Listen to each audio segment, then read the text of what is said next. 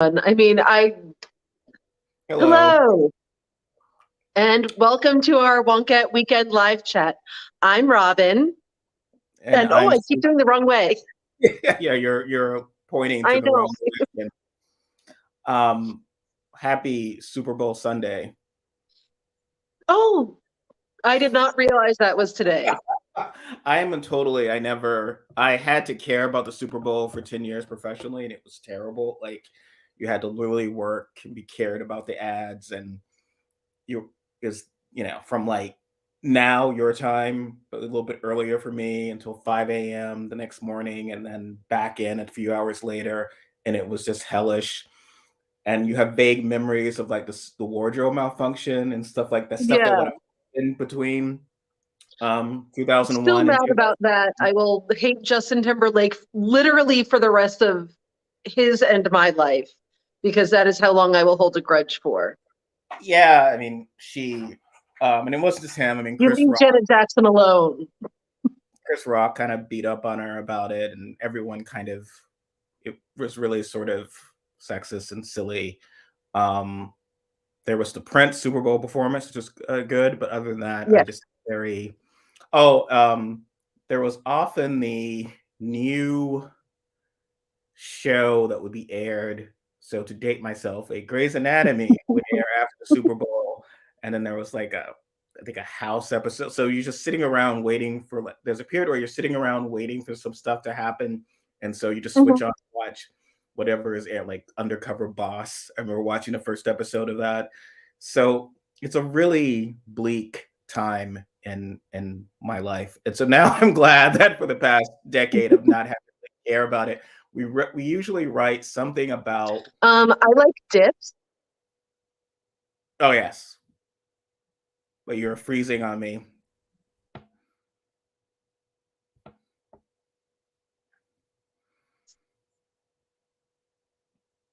Yeah, I'm not sure if we'll ever find out what Robyn was really excited about in the.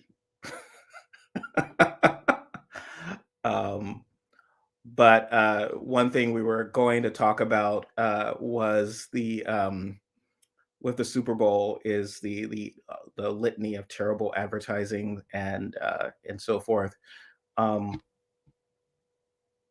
Hold on, we don't know if we will ever get her back.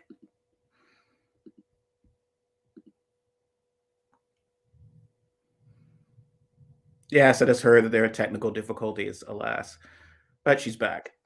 Hello. Oh, I've got two of them now. Can you make the other of me that is I can, not or visible go away? keep it here forever. Yeah. It'll amuse me. Yeah. Um, so yes, Technical difficulties. you'd written about some of the bad ads last year, like being happy about working 5 to 9 and so forth and everything like that. Yeah. Working two different jobs. So there's usually something to discuss related to the Super Bowl. Um, My only contribution to the Super Bowl is that I like dips.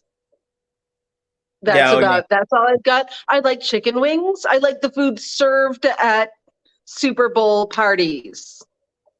I wish that they were superb owl parties. I would like that better. I would like to wait for the superb owl. I don't know if you watch What We Do in the Oh, Shadows. yeah.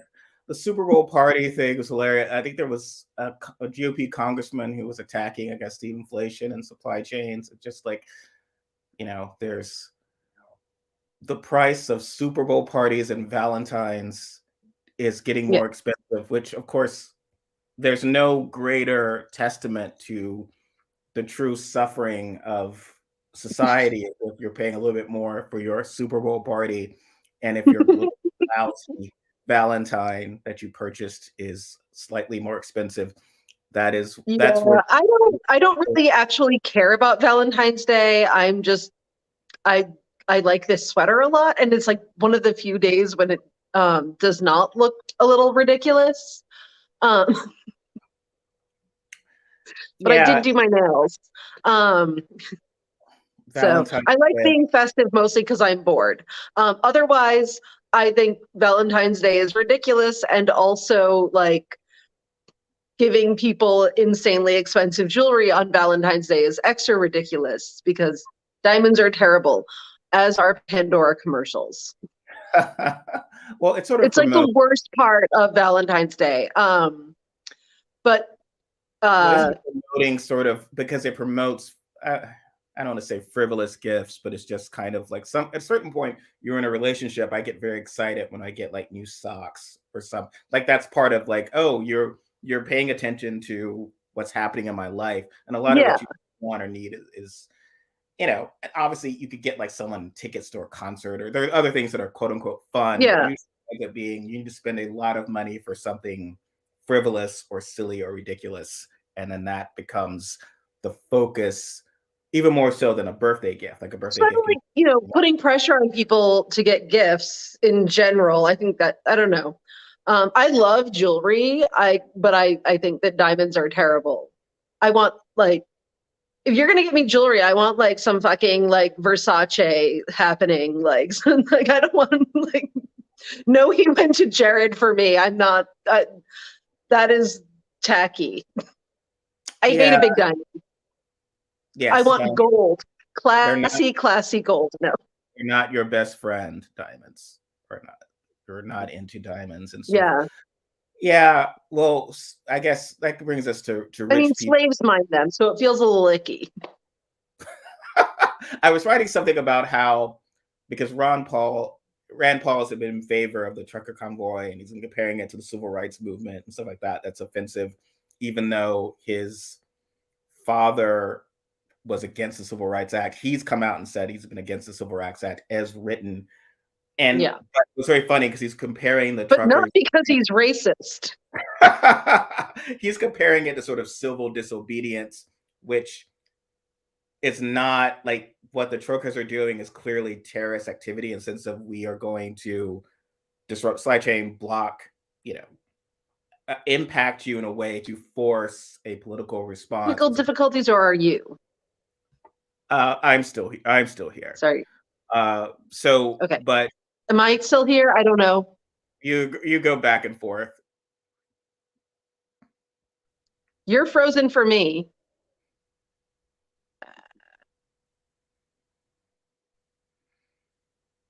Let's see what is happening.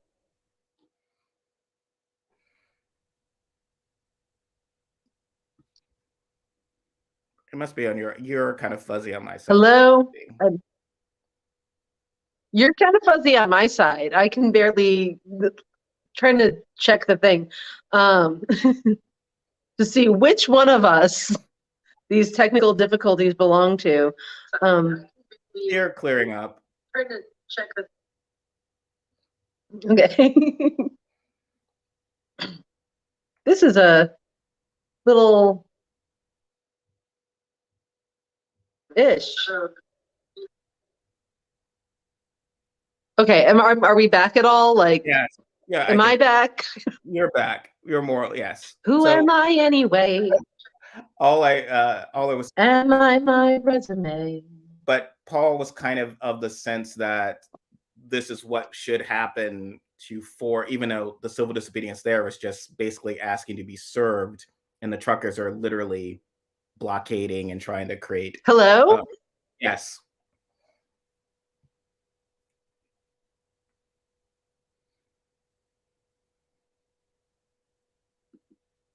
Hello? I don't. Yes, I'm here. I'm just going to keep thinking. I think we're both off. Yes, I'm here. I'm just going to keep thinking. I think we're both off. So what are you checking? I have no idea what is happening. Do you want to log off and come back on? I'm trying. Yeah, I'm going to try that.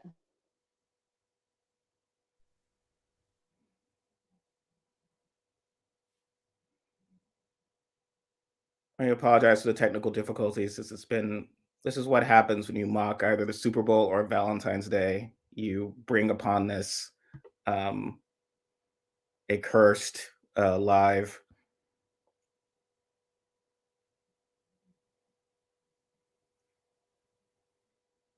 But yes. Okay, can you hear me? Can you see I me? Okay, yay. But what I was trying to get towards was the sense of the demands Paul was making of the truckers, the idea that you could not particularly getting civil disobedience at all, but also you had written about kind of clueless rich people, I think, at certain points of like At all of the points. That's my beat. Half the time. because this is a sense of quite this sort of rich people's entitlement about what's happening. And the reason I wanted to sort of start with you had talked about the Melania Trump scam and like how that's sort of but basically a charity scam in general. Could you get into that about the sense of well, I don't even know why she's bothering. I mean, unless she's like, not gonna have to collect it, unless it's like a tax thing. I'm like, why would she even bother? The people who like her are not like, oh man, I really care about orphans and also other people. I care whether they live or die. No, like they don't care if they live or die. They get, computer science scholarships. It's just, it is also possible that she just straight up entirely forgot or didn't know that you had to register, I guess, because she's not that swift. Maybe she just thought you could be like, I started a charity. And just collect and just sort of collect money. There's no sort of rules and then or you give it to people. That's how that works. Like you can just sort of pick up an orphan off the street and say, I'm going to fight crime with them. And there's no, I read this in a comic book. Well, no, there's actually a process. You can't just sort of bring a child into vigilantism. I mean, you are getting at this idea that people don't really care about, and I guess it's two things. So the idea that our whole charity system is sort of structured to make certain groups of rich people feel very good about that they're doing something, even though it would be far more efficient to just, we could result, like there are people who make billions and billions of dollars. You could, their standard of living would not drastically decrease if you these things, and you could fix a lot of these. They simply need a party in order to do it. I think we should actually do. I have a genius idea. Okay, we get them to pay their taxes, but we do it by throwing them a ball where they get to wear gowns. Yes, a ball, and they pay taxes. And then we take their picture, and we're like, congratulations. You're like to go to the, that's ball every and wear every stand April behind 15th. in front of the tax stop and repeat. Exactly. They can get like free money or something every April 15th. It can be a party for the fact that you've contributed. But no one wants to do that. They feel like there's more power and control in doing it. And that's what's sort of linked, I guess, to so right now, I think with COVID-19 restrictions, pretty soon the West Coast, like my state, Oregon, and then Washington and California will be some of the only states with mask mandates. And what I've seen online is this belief that why are, there's thousands of people still dying from COVID. How can we make it? How can we do any of these, all of this? And it's not that I'm being cynical perhaps or shocked, but it's just, I guess I am shocked that there are people, mostly liberals, who are surprised that or would think that COVID-19 or the pandemic, that America would respond differently to that than to anything that is proven to hurt disproportionately other people than themselves. And that what you're causing, I mean, that epiphany came to me. I was, again, flipping to channels. I stopped on one of the HGV shows, which I watch a lot of HGV. I watch a lot of Home Improvement. But if you think about it, there are no sort of HGV shows about getting a homeless person to a small kind of assisted living space and just we've gotten them off the street. They used to do that on occasion, but generally speaking, nothing really about homelessness. Is often about, I need my chef's kitchen, flipping houses. And, there's a serious homeless crisis, which is presented, which I would say to like the pandemic, which is presented as an inconvenience. It's an aesthetic problem. For It's like rich people. I don't want to see homeless people when I'm downtown. I don't want to have their camps around. Why don't you make them go away? But I don't want to do anything about it. You can't tax me more. And so if a politician was to say, and this is where I liken it to the mass mandates or vaccine, right? Politically right now, if Democrats or anyone were to say, before you could have another home, or even God forbid this, remodel for your own home, you need to pay a significant amount of tax to help us fix the homeless crisis. And that would be political suicide. No one would ever think to do that. So this idea that because all these people are dying, that would actually change, because we've lost. I mean, to me, it's like the pandemic. Here's the thing with the homelessness crisis. It's literally less expensive to house people, like by a lot, than it is to have unhoused people existing and not living in homes. Like that is so much less expensive. We would save taxpayer money by doing that, but we can't do it because it's not satisfying for people who want to see other people pull themselves up by their bootstraps. Yes.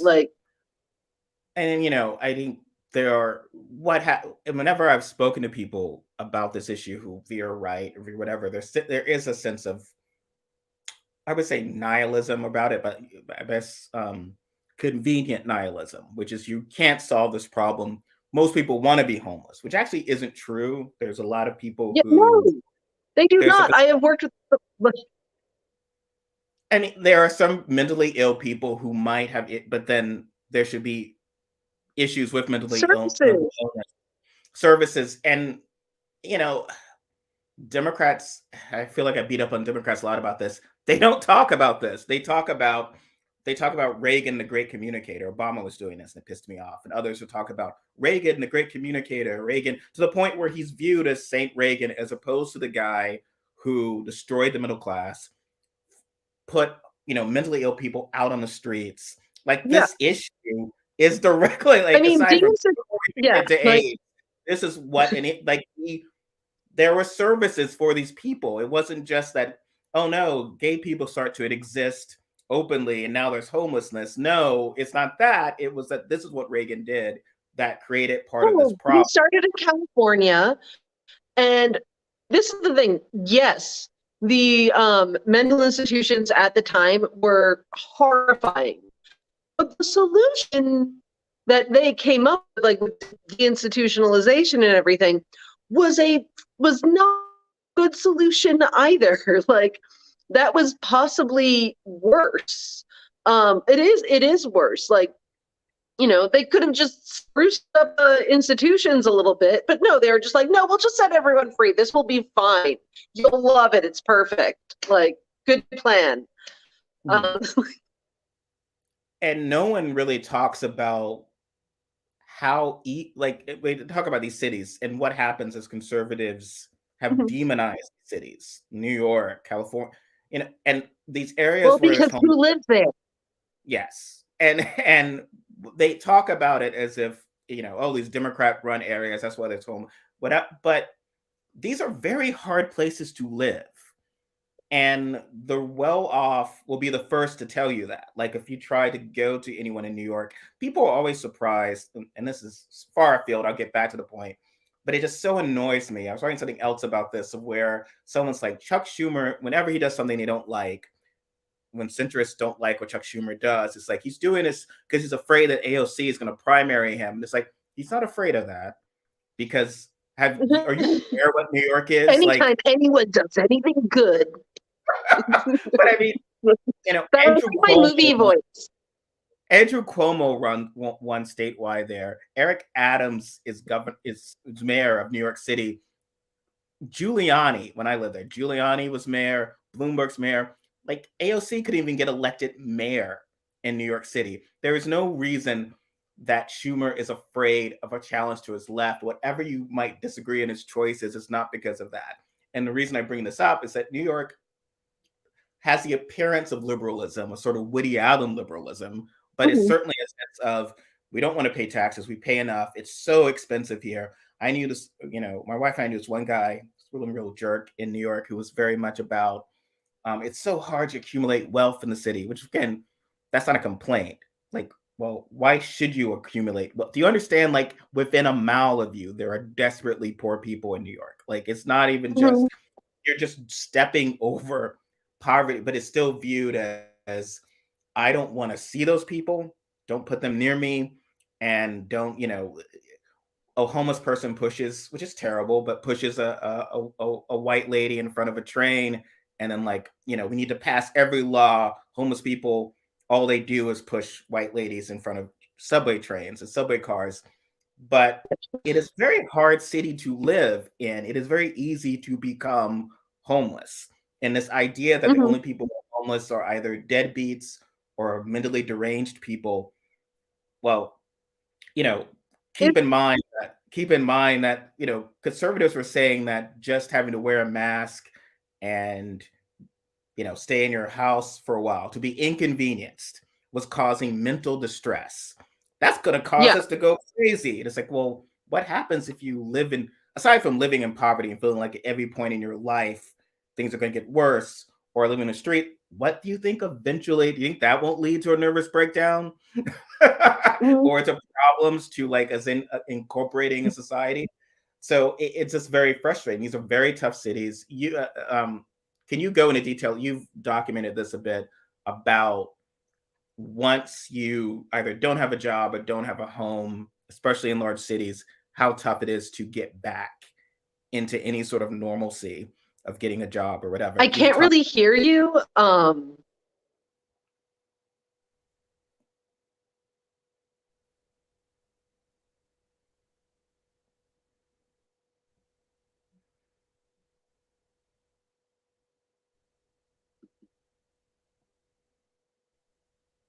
Hello. Yeah. Uh,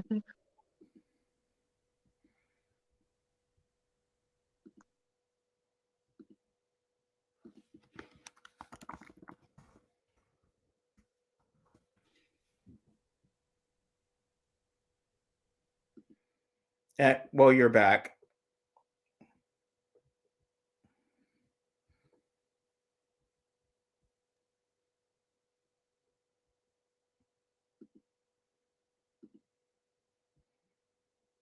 All right. Hello. I think I'm back. Yeah. Maybe. No. So I just asked you to you've talked about how, and I think that's also relevant with like the um, moratorium on evictions and that potentially ending, of how hard it is if you are, again, a quote unquote normal person, human being, Mhm. you lose your job, if you lose your home, how hard it is to get out of that sort of unperson classification, because it's very easy to get classified as an unperson and then Oh, absolutely. Well, what it is, once you don't have these things, people don't want to hire people who don't already have jobs. And that's a really, really big thing. And it's tough right now because, a lot of people were unemployed during um, the pandemic. And people don't want to rent to people who don't have renting history and who do not have references or who are not currently living someplace. Like people aren't like, oh man, I'm going to take a chance on this person. It's also, people don't realize like you have to do so much in order to have a job it costs money to have a job. Like one of the things that I had to consider, years ago when I was on unemployment was, is this job going to be too expensive for me to have if it's in another neighborhood? And, I have to take multiple buses to get there. Or, if I am going to need to take a cab home at night, which I, sometimes would do if I was out late. Um, there's and there were a lot of jobs that no, I could not take because they literally would have been too expensive, and I just would have like evened out completely. Um, and I would not have been even having as much as I did when I was on unemployment, which was back then not a lot. And so there are all these things that you actually need in order to have a job. You need to have a place to shower. You need to have clothes. You need to be able to get to the job. And, that is why people can't just be like, well, I'm homeless. Give me a job and I will work it and then go and get an apartment. It doesn't work that way. It's not that easy. And people don't consider these things because they've never had to live through them. Oh, yeah. And it's a world that's very difficult, and it's interesting. I was once working on a play, working on something about, and I was trying to introduce certain stakes. A woman had left her husband and so forth, but I'd already established she was part of a sort of what we would consider middle class, but in the world, upper class society. And you start to forget the sort of unspoken wealth that exists that becomes very impossible other than just having the character do ridiculous things to wind up impoverished. Very hard because, it's one thing if it's like, I live in a 1-bedroom apartment with my 2 kids and, well, gee, I want to help Robyn, but where can I keep her? As opposed to, I'm doing fairly well. I have, of course, a guest room with its own bath. Sure, Robyn, you can stay with me for who knows how long until you have an address and you have things. It's like, if you sort of exist in that society, it becomes very hard. And if you're part of that society, it becomes very hard to understand that, right? Because it's like, oh, well, Robyn's lost her job. She's gotten evicted. Well, before she gets evicted, I'll make sure that's not on her record. She'll come in and live with me. So she's not evicted. She's just left, because she understands that she can't live there. And she's here. But my job is going to be the kind of job that I know people who can hire you, which is very different if you're all like, if everyone in your social circle is someone that works at Walmart. It's no offense to be working at Walmart. I'm just talking about a sense of your ability to sort of, hey, hire my friend is much more limited. And most jobs are based on like references and recommendations. Like that is how people get jobs. And so that degree of wealth is very unspoken. It is. So, I've often said, like, if you are well off already, you probably are so disconnected from the world. You just don't, you're like, yeah, what's wrong with these people? How do you not get it? You think if you're especially if you're rich, you just sort of think that, well, this is so easy. Everything's easy. I need a job. I know tons of people who and you don't have to think of the specifics and the nitty gritty and the things that make everything impossible. We were also talking yesterday about a thing I have not yet seen. I don't know if you have, Inventing Anna. Our friend Danette, my friend who knows her through the internet, from AV Club, tweeted about how people are acting as if it's like so impressive that she conned all of these rich people. But in fact, it really isn't, because they are like frequently so like very, very, very out of touch that they're like, oh, fantastic. I'm just very impressed by someone I think is like somewhat different at all. Like I worked for rich people. I know that they're not that swift. Yes. Well, I'm going to use this, what I'm about to say, to lead to your rich person story, so you can do the voice. Yeah. But I responded to that tweet of how yesterday about how I'm interested in certain films where people infiltrate those worlds or con people. Mr. Ripley is one example. 6 Degrees of Separation is one that to me resonated very well, because he essentially was a Black person kind of giving the model minority myth. Like I'm nicer and more, I'm nicer than your kids. I'm more grateful for what's been given to me. I can be trusted. And if you're a Black person at the time, I remember watching that, you think, am I doing this con when I'm in white spaces? Am I trying to be Will Smith in this movie, or the con artist? Am I trying to make people feel And there was I forgot the lady who wrote this. This Black woman had talked about one challenge she thought that Barack Obama had was that he had was probably grown up in a world where he was around racist white people, but he was always an exception. And so he was in a world where Mhm. he was viewed as exceptional. And then suddenly he met Mitch McConnell, right? Like suddenly a world of where it was not, and he was not going to be charming and he's not going to be embraced. It's like, well, yes, I'm a racist, but I like you. And that was, he was open about this. Even his own grandparents, you know, were Mhm. racist, but loved him. That's not an impossible issue. But that con is sort of, it's one of the things that I find annoying sometimes about The Great Gatsby, because it is Mhm. Gatsby's not particularly very good at the con. Like the whole thing is written as if he thought that, okay, here's why I lost Daisy. I just need to get a lot of money and throw big parties, as opposed to it being about, well, actually, this is what wealth is. This is what wealth gives Mhm. you, an understanding of the social class. And it was like, you couldn't have spent any of that money to just talk to, much like in 6 Degrees of Separation, where the character, um, Paul, um, played by he lives with this white guy who's been in that world, played by Anthony Michael Hall in the movies. He Yeah. sort of trains him so that he can kind of, it's like Yeah. going through a crash course in whiteness that he's able to accommodate. And that to me is more effective, Mhm. um and sort of the accent and the speech. And then later in the play, he starts even being able to teach those rules to other people. Um, and I know you had talked about meeting this one wealthy woman, I guess, who was speaking like Katharine Hepburn. So can you Well, give she us the was story? my age. That was the weird thing. Like, she wasn't like she was my age. I was in my 20s at the time, and no, she literally talked like this. Like, I kept expecting her to say, "It's really top drawer, darling," like the lady in Mame. Like, I was, and I was just like, I don't know how to talk to you. Are we doing a bit?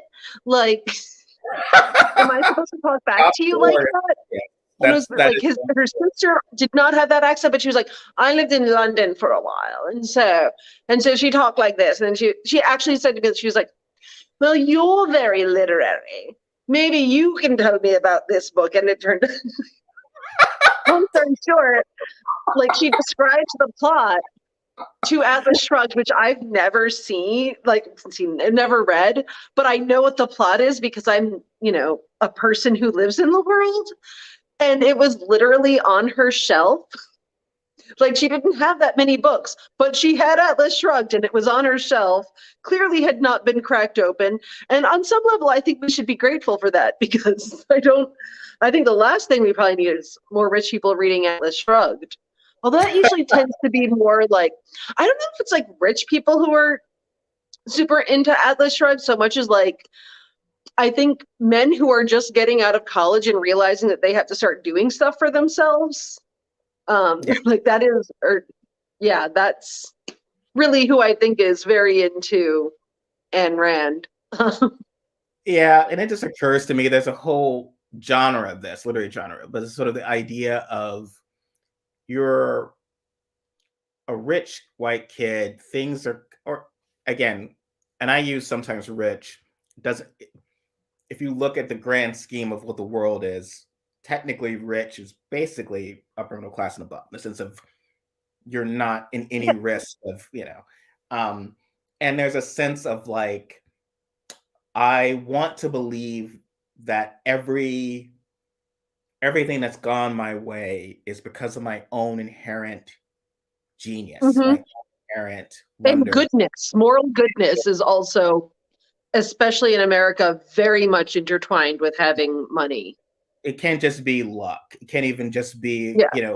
I can't acknowledge, and I used to joke, like at least in England, it's like, well, my dad's a duke. What are you gonna do? And like no, Yeah. it's like, no, no, I'm inherently good. My dad's inherently good. That we've worked hard, we've done all of this, and then every way, every way that I don't get what I want, that's obviously a tragedy. So like Catcher in the Rye, something, the books are about the Hmm. tragedy of like this white guy not somewhat not getting his way or somewhat having to fit, often like just having to fit in society and just accept certain rules of dealing with the world. So, it's not that I'm trying to cancel certain books by Mailer or these people, but it's usually, to me, it's like I'll read something by Edith Wharton, and it's like, okay, well, yeah, this is, or even Jane Austen, it's like, this is well-off white women, but it's like, oh, you step out of line, you don't get married, these are the horrible things that happens to you, which to me is a more compelling stake than I'm a white guy and like, oh, I can't have everything I want, including women. Is just not, the not getting the woman you want is a theme. That's usually it's like with Gat, it's like, Yeah. oh, he doesn't get the woman he wants. It's a bummer. It's like, and Yeah. then that keeps pursuing her and Life is dies. really hard for you. They empathize with his plight. Like I don't get it. And there's a whole genre of that. Of Entire like group of men who are, for who like all they do is sit around all day and talk about how, terrible their life is because women don't like them. And then sometimes they murder us. Like that is and I think a thing they do. Patricia Highsmith. I was saying Patricia Highsmith, who wrote Talented Mr. Ripley, I think empathize with stories of that, as even though he's a psychotic, it is essentially, he at least recognizes, what are you whining about? You're a rich white kid. If you don't appreciate your life, I'm just going to take it from you, which in a way you could almost, get. And I think that's why well done films about people infiltrating those worlds are compelling. I'm getting the feeling this Netflix is not. It's like, well, she's just sort of in that world. It's like, yes, it's easy if you have the essentially you can, if you're white and you can use the right words and use the right terms and so forth, it's not that hard. It doesn't appear that the character also is like beating them at their own game, and she's sort of just like, okay, well, sure, I no one's going to question you. Well, of course not. So it just winds up being a piece about, white privilege or so forth. But it was so she just, this one lady was really into Atlas Shrugged and was wanting you to tell her about it. No, she never read it. Someone told her that she might like that book, and so she was like, so I don't know what, she didn't know what the title was, but she like basically described, like, she's like, it's kind of about this and blah blah blah, and I was like, yeah, no, that's Atlas Shrugged, and it's literally like on your like sad little bookshelf right there. It's a terrible book and you should not read it. You should burn that right now. Well, what has this woman done with her life that anyone would think that she would be this a recipient? She was kind of an asshole. But this is the thing, she wasn't an asshole who like, she was like mean. And a lot of these people, one of the things that like I know, it wasn't that they were mean, it's that they were like heavily like just ignorant of certain things. Like this is really funny to me because I live in Chicago and I know what these places are, but she'd be like, I would absolutely love to go to a dive bar. And she was like, she asked me if Rainbow was dangerous, and like, oh, Stephen, it's like bar. It's a bar that's filled with hipsters, okay? Like in the Ukrainian village. Like, no, it's not dangerous. It's where Liz Phair took the picture of her exit in Guyville. Like, it is the least. But it was just very like, oh, is it dangerous? Do you live on the edge? And I'm like, no, I'm like also a white girl from the suburbs. Like, I don't. You live on the edge. You live in a different part of the city. Maybe it was the hair. It was the hairstyle. Did you have dangerous? Yeah, I don't know. Like, they were just like, oh, you're just like such a real person. And I'm like, I'm completely nuts. I'm like a drama kid. Jesus. Who are you talking to? And like, I mean, these people would just say these very, very like clueless things. Like, especially to me, a person who is waiting on them and making, $13 an hour plus commission, which was actually pretty good for retail at the time.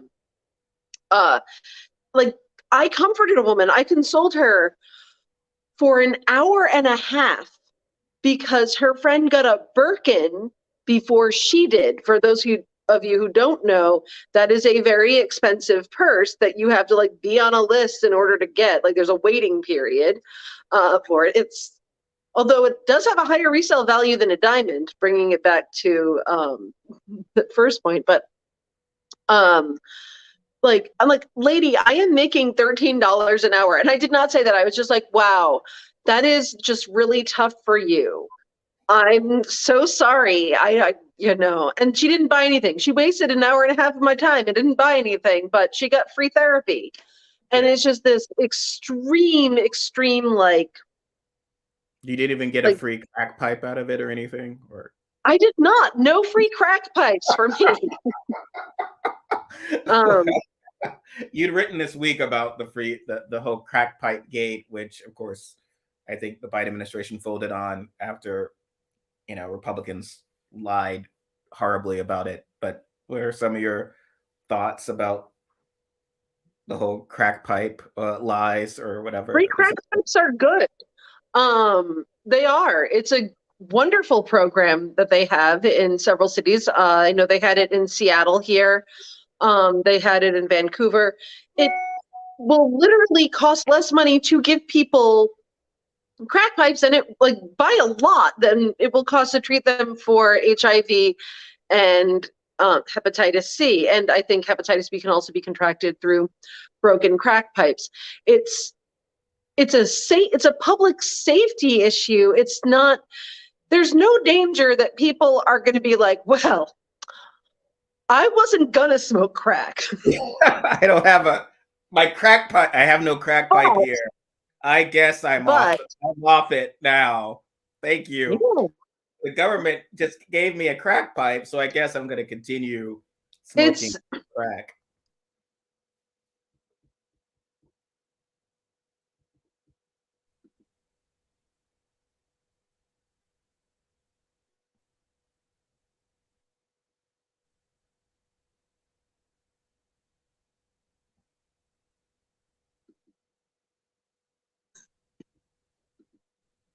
I'm back. Are you back? I don't. I'm back. I was waiting with bated breath.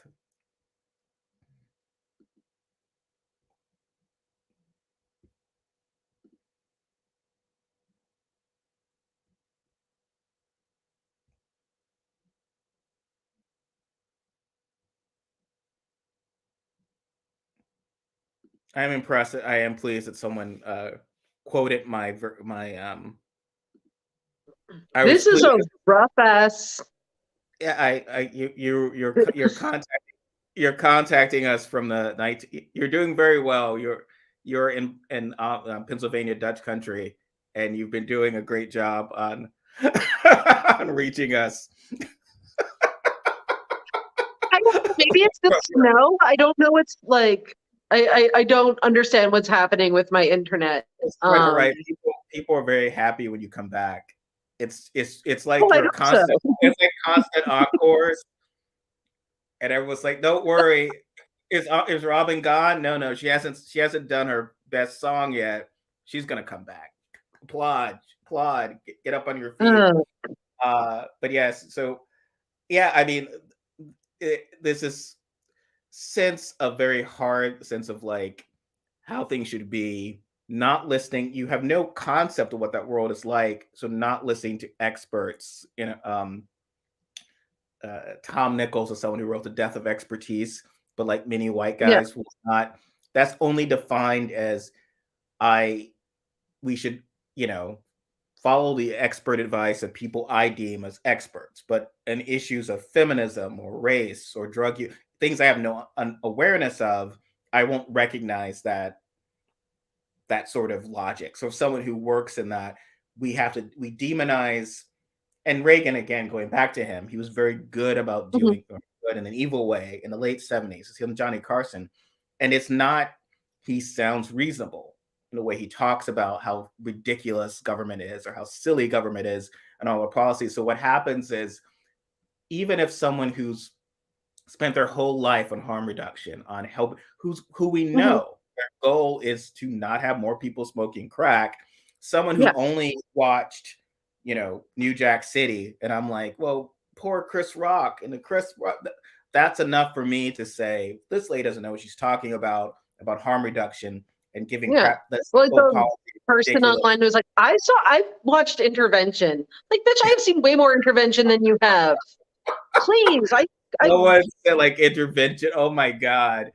Well, yes, it's like your concept is from a TV show is the first sign of some struggle. Where they repeatedly say that you don't want people going all the way down to rock bottom because it is harder to get back up. Like, it's not, people love this idea, and people have fallen so madly in love with this narrative that like, it's, the only way for people who aren't doing it right, who aren't, who are either, who are poor, who are addicted to substances and not rich. The only way for them to really do what's right is for them to sink all the way to rock bottom and then bring themselves up by their bootstraps. And people are they're so madly in love with this, and they can't let go of it because they just want to see it happen. But it doesn't actually work, and it's a bad idea. It's very satisfying to some people, I guess, but It's not what produces the best results. And I feel like Americans are very, and probably people elsewhere as well, but people get very hooked on these, like, well, I want to see this narrative happen. And so therefore, I'm not going to do the things that will actually get me to my goal. I'm going to do it matters to me more like the way that something happens rather than like actually the thing that I want to happen actually happen, if that makes sense. Like, disconnect towards that. So when you talked about poverty earlier and homelessness, and there's a lot of, pushback against, the COVID benefits and unemployment benefits have been too generous because people aren't leaping at these jobs that are available and that aren't paying them enough to live. And there's no thought behind it. Well, because you should die. You should have so much pride for the government. You should die, as opposed to the rich person who will then tell you, I don't just send a blank check to the government. It's like, what am I do? I will try to take advantage of every loophole to avoid paying taxes. And I still expect the full faith and credit of the government. I still expect the police to come to my house, fire department, because I am wealthy and I give this and I am a job creator. But like a poor person should not have to make a calculated choice. But even upon that, with the unemployment benefits, was that they were never asked a question about the jobs. So, and there's a obliviousness to it for many people. So if you explain, well, in many cities, even in Seattle, the public transportation is only between these hours, and you need to be at a certain job.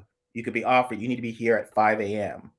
Well, public transportation starts at 5 a.m. So even if she sets her alarm at 3, is she going to walk there? Like, and of course, poor people tend to not live near the city centers because, city centers got hip again. Yeah.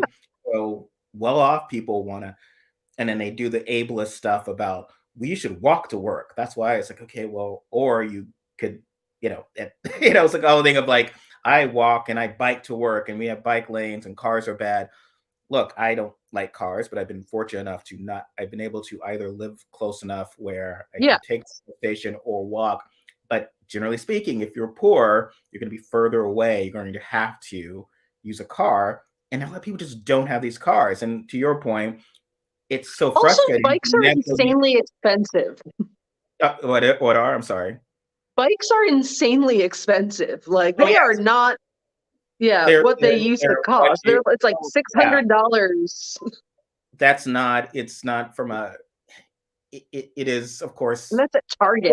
By all means, bike if you enjoy it and you do it. But yes, it's very expensive. So public transportation, cars, but there are people who can't afford cars. Like the level of poverty is nuts. And so, it keeps going back to this idea of like, how could we ever get, and I don't want to seem like I'm beating up on liberals about this, but I see this online of like, this is nuts. How could you get to this point of like thinking you could just live with COVID or whatever? It's like, well, no, we've reached a point where not everyone in the world is afraid of COVID. Or they don't really need to be. If you're, and unfortunately, the data is such, not unfortunately, but it is what it is. It is such that if you're boosted, if you especially don't have to work in jobs where you're going to be around a lot of sort of people, Yeah. like you're not going to drop dead from this, and you have decent health care and whatever. So we live in a world where most people like, no, I'm done. Like I am, and people try to compare it to whenever like you get a lot of well-off people complaining about the restrictions and this, they try to compare it to like, well, it's like, what if everyone in the Blitz in London got bored of COVID restrictions? It's like, well, everyone was getting bombed.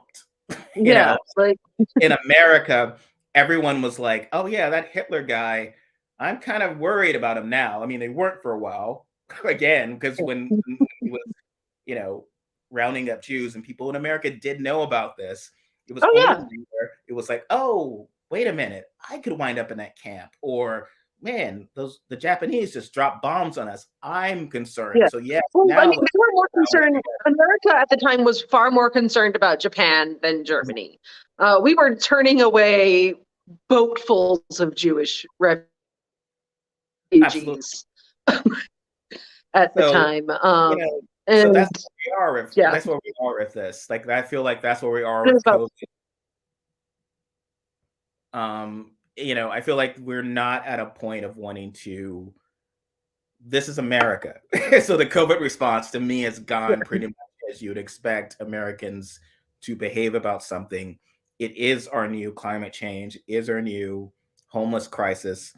And the reason I keep mentioning the homeless is like, there are people dying. So my wife and I were coming back from somewhere in an event last week. We saw a show, and we were come back, and there's like a homeless like a encampment or whatever. It was on fire. We call it whatever, but there were some others that have. Oh my God! But yeah, there were other issues with fires, and it's terrible. It's terrible that it has to happen. It was cold. It's gotten warmer now, but it was cold, and the people are trying to stay warm. But I mean, the mayor's reaction is sort of, well, because it's about the fires creating property damage, and so how do we stop these homeless people get cold from starting fires or whatever? I mean, it's everything sort of geared toward the money interest. I don't want to sound like some crazy hippie, but it's more of just, this defines everything. So when everyone is like, wait a minute, how could all of our discussions about COVID be about the money interest? Like, well, everything in America is. And this is, I think COVID is more revealing of that fact. And when you have folks, or suddenly, I think one woman was very upset online that it seemed like a lot of the policy was driven by the tolerance for the wonderful, exalted swing voters.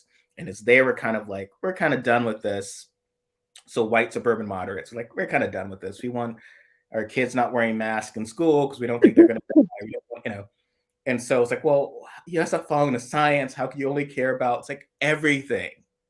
Again, every good. The reason we don't have single payer, the reason we don't have like, don't have any sort of real of treating homelessness comes down to appealing to those swing voters. So it's not to me, it's not a surprise. But no, I mean, the thing that I find annoying is that I feel like if we actually like did good stuff, the swing, like, instead of trying to like focus on what the swing voters might hypothetically want, just focus on doing good and hope that like that works. Like, it seems like better than trying to be psychic. Like, I don't. Yeah. Like, I don't think that like all the swing voters want one thing either. Like, it's such a weird. We don't really like. We're not able to predict what people are going to like or not like as easily as we think we are. Like, yes, there are polls and everything, but like, a lot of the time people, are totally for something, and then it actually happens and they're like, oh no, actually I'm actually not into that. That was bad. So if you focus instead on doing the right thing and doing good stuff and trying to make the world better, and this maybe sounds like stupid and idealist, instead of like being all calculating and like, ooh, what do they want? Let's try and guess and then do that. You might have better results overall than it is. I mean, Republicans are calculating to a certain degree, but I think they are better at the marketing and better at, and by marketing, not just sort of selling the product, but sort of understanding how marketing works. So to my expression of this is like, everyone will be shocked that they are pursuing what Democrats who look just at polls will be like, this is an unpopular, and they'll even release the poll, almost showing it's not even a moral stance, which already looks bad. You have the one person talking about, babies being murdered, and then you have the Democrats like, what, 80% of people support Roe v. Wade. It's all about the poll, as opposed to just being like, I don't care what anyone says. People, no forced birth. Well, I think a lot of Democrats are afraid to, say the word abortion. But but they promote that, and then what happens? I remember people being convinced that those abortion bans, first in Texas, would result in these white ladies, these swing voters, coming on the Democrats and being and then the first thing that happened, one of the first major elections after the abortion ban, was Virginia, where Democrats got crushed. And what Republicans realized is,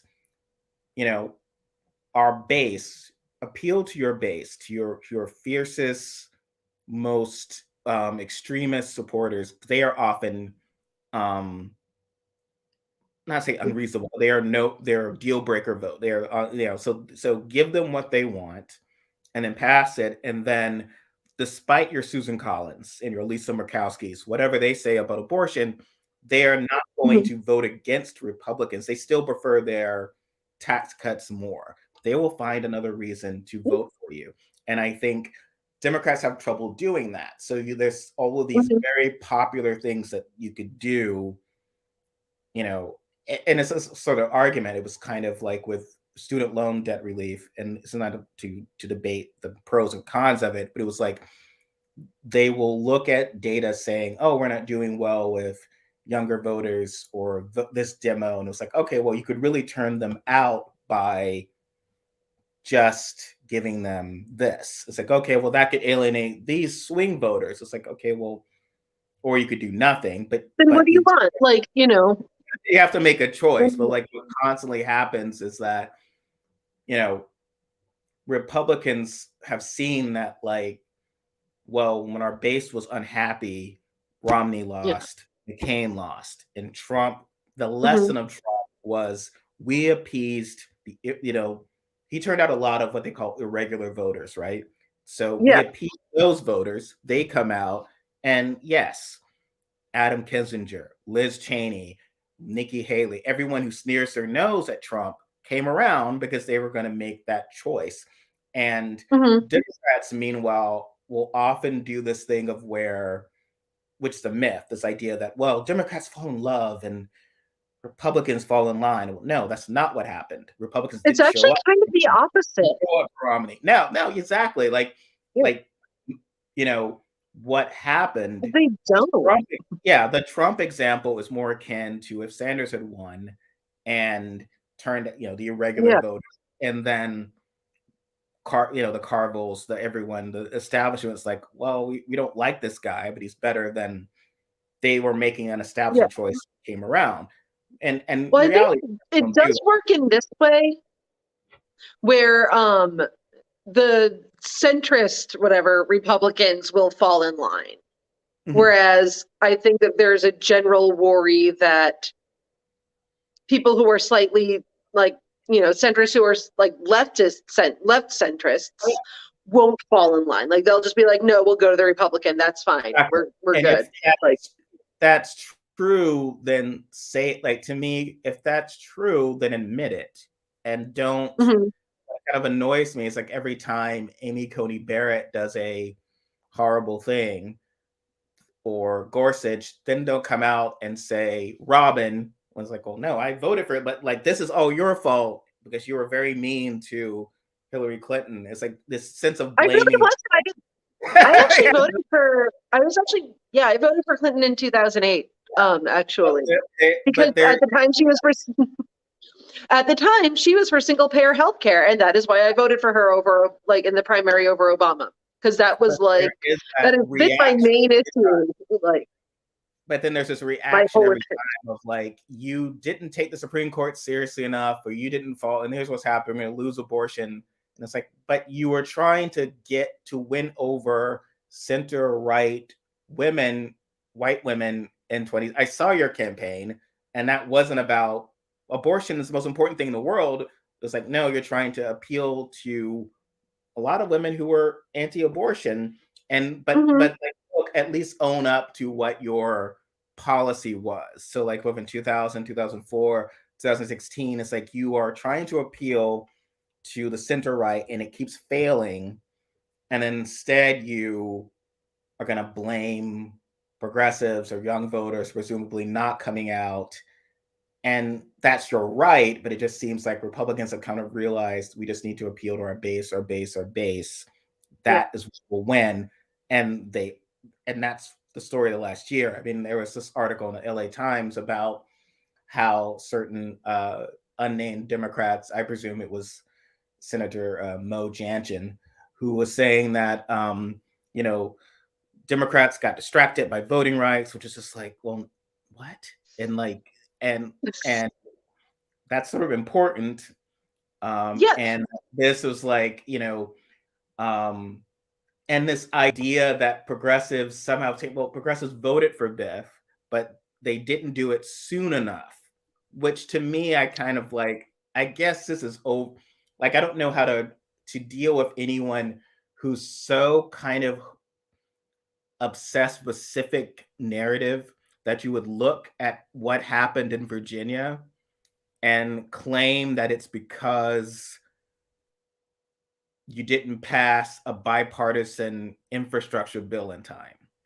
Like, that's not what happened in Virginia.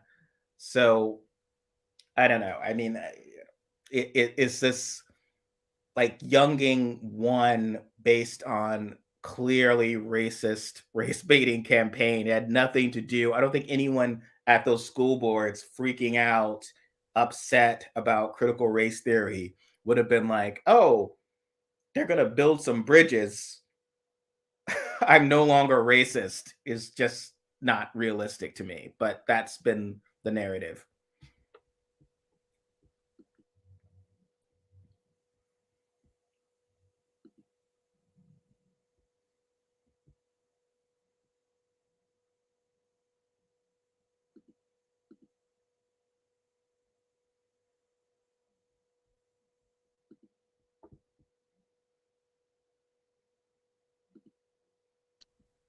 Hello, am I back?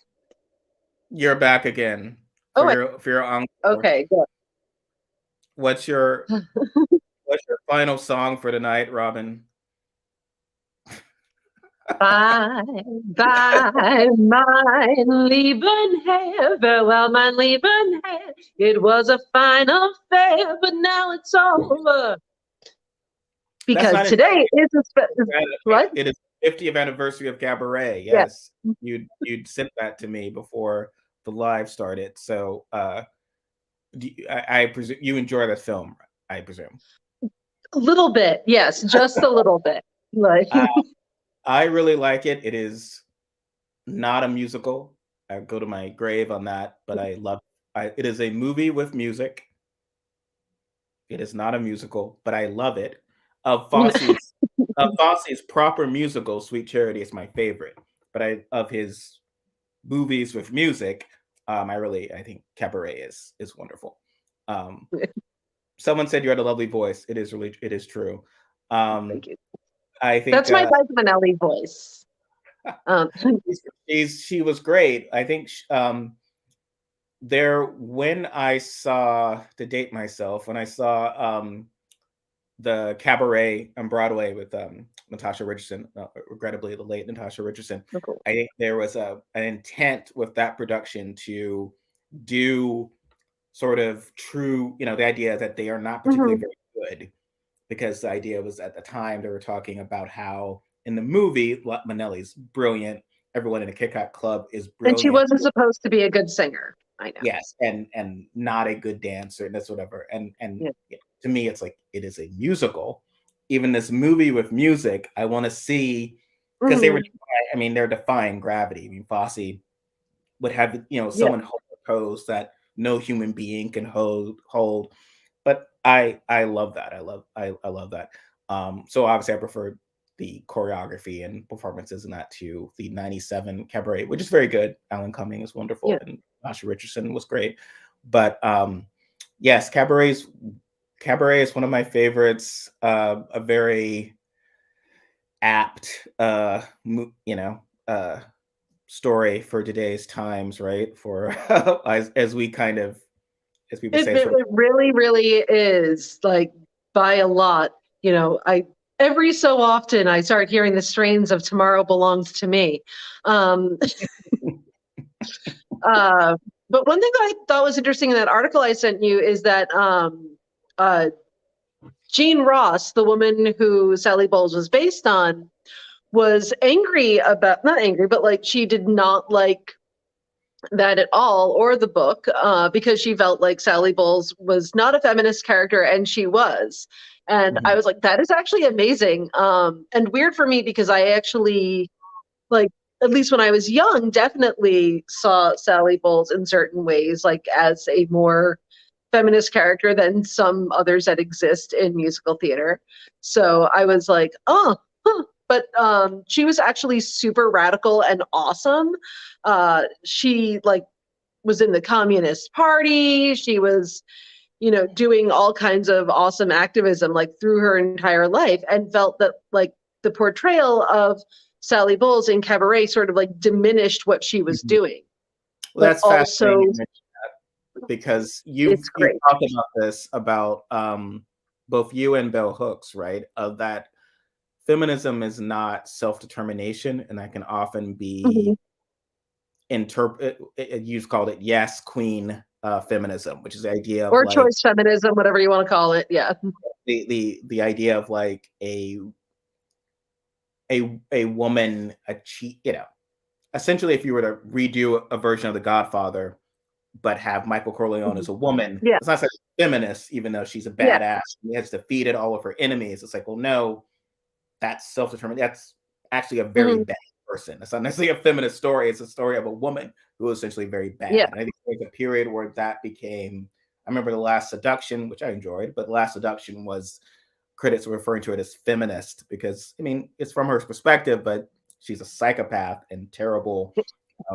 Same with Basic Instinct. I do think that what I will say is that I do think that the fact that we have a lot more male characters who are, terrible but also endearing in some way or another, I think it is important to have female characters who are that also, because I think it helps people relate more in a way. I do think that sort of, and we have a lot of male anti-heroes, and I feel like we need more female anti-heroes in general, not just to even things out, or because women should have self-determination, but because I do think it is almost a more, not honest portrayal, but it's more, trying to think of the exact words that I want to use here.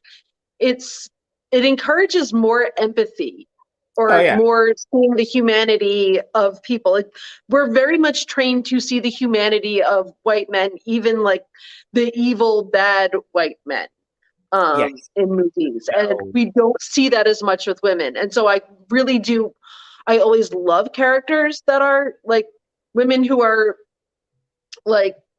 not evil, but also not particularly good or perfect. And I think that's really, or who are kind of evil but have good points. No, I mean, I think I totally agree with that. I think it can be confrontational. I used to do the exercise of what if Ferris Bueller was remade for a woman, a teenage girl if she was doing all of those things, how would you as the audience respond? If the audience would respond, Mhm.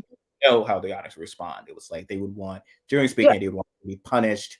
They would resent that she's making a fool of the male authority figure and so forth. Mhm. And so it is a sense of kind of confronting what our expectations are for women or minority, any sort of minority in Mhm. those stories. We just don't always wind up doing the perfect character, the model characters, Yeah. and begins.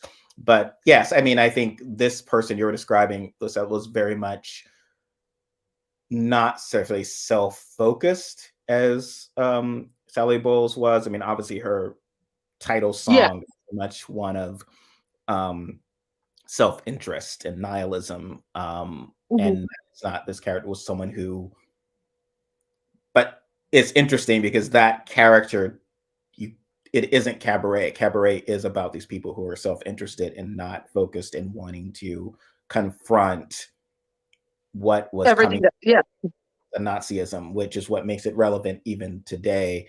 Um, and that's also interesting because I found that is sometimes it's refreshing that she's that character, because I found that sometimes there will be sometimes resistance toward and this is Black women I've known who work in theater and whatever. Mhm.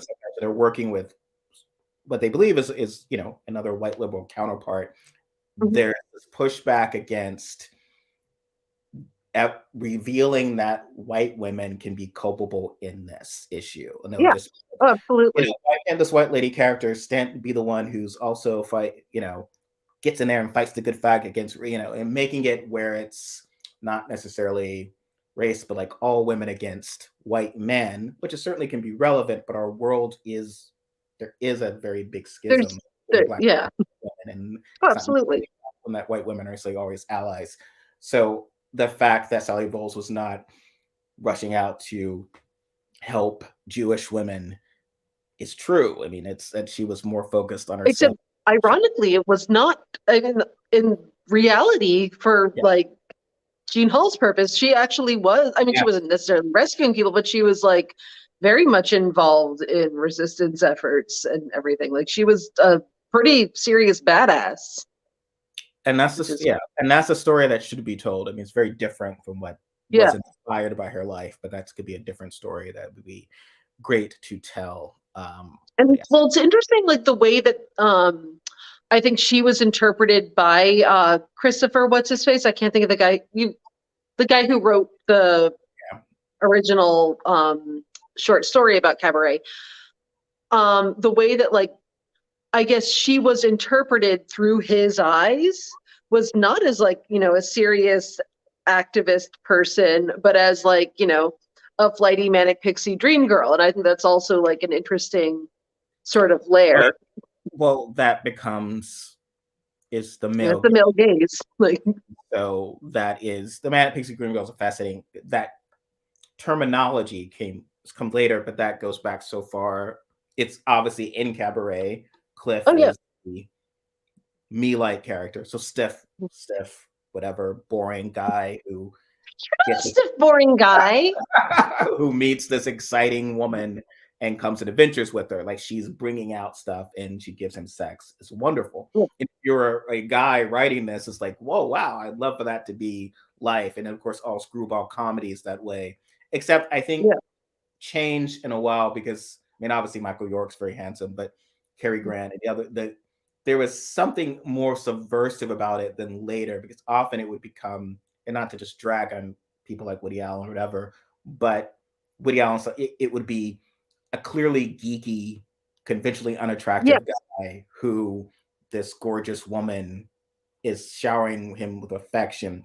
And what was somewhat subversive about screwball comedy is that it was sort of Kate Hepburn kind of being wow about Cary Grant. Like he's obviously very attractive and she's pursuing him. You kind of get the fact that she finds him sexy and like what's going to happen at the end of this. Yeah.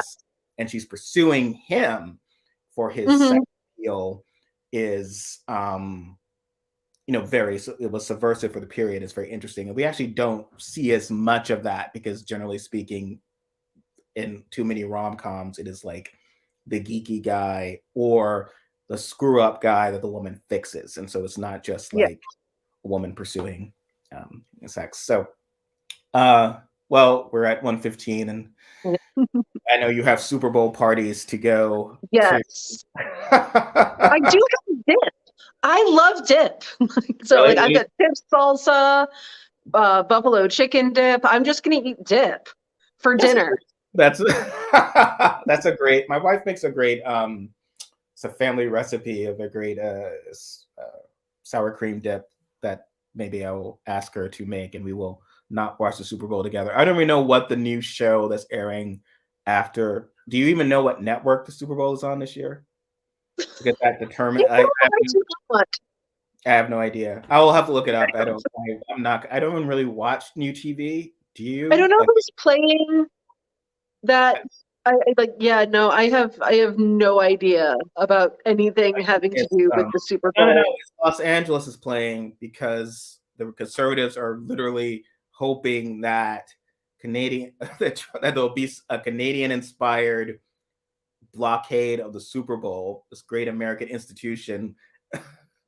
It's one of those things of just like, I don't want to play the game of like if this was a Mexican convoy and like Democrats were like, this would be wonderful if these, Black Lives Matter would hate the Canadians. They're like, those bastards having universal health care and being polite to people, we will not stand for it. They're basically communists. Ziggy Wiggy, it's on NBC. Thank you. Oh, okay. Yay. Thank you, Ziggy Wiggy. The cat is more prepared for what is happening here. So thank you, Robyn, and we will see you next week, and you will update your 14.4 modem, and we will. I'm sorry, it's probably my fault. It's not yours, I'm sure. We'll set up our internet issues. Thank you, everyone. All right. Bye. Have a